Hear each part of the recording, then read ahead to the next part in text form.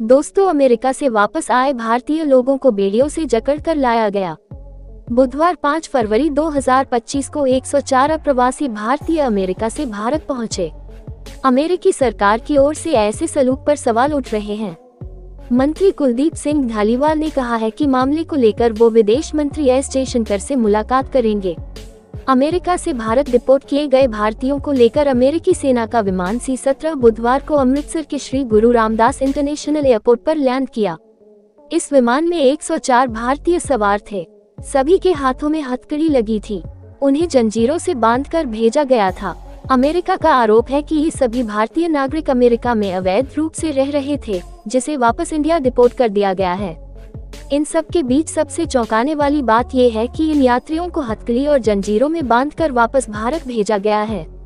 ये पहला मौका है जब अमेरिका ने अप्रवासी नागरिकों को सेना के विमान से बेड़ियों से जकड़कर वापस इंडिया भेजा है। 5 फरवरी को दोपहर 1:55 पर अमेरिकी वायुसेना का C-17 विमान 104 अप्रवासियों को लेकर अमृतसर एयरपोर्ट पर उतरा। 35 घंटे का सफर तय करने के बाद विमान इंडिया पहुंचा। बता दें, इससे पहले अमेरिकी राष्ट्रपति डोनाल्ड ट्रंप ने अवैध प्रवासियों को एलियन और अपराधी करार दिया था। ट्रंप ने इन लोगों को अमेरिका पर हमला करने वाला बताया था। अपनी इसी सोच को कठोरता से लागू करते हुए ट्रंप ने सेना के विमान से अप्रवासी भारतीयों को कैदियों की तरह वापस इंडिया डिपोर्ट किया। अमेरिका से निर्वासित 104 भारतीय लोगों में से 30 पंजाब से, 33 हरियाणा और गुजरात से, 3 महाराष्ट्र और उत्तर प्रदेश से और 2 चंडीगढ़ से हैं। जानकारी सामने आ रही है कि वापस आए लोगों में 12 बच्चे हैं जो 18 साल से कम उम्र के हैं। इसके अलावा निर्वासित लोगों में करीब 24 महिलाएं भी शामिल हैं। यह अमेरिका में अवैध रूप से रह रहे भारतीय प्रवासियों का पहला दल है, जिन्हें अमेरिकी सरकार ने निर्वासित किया है।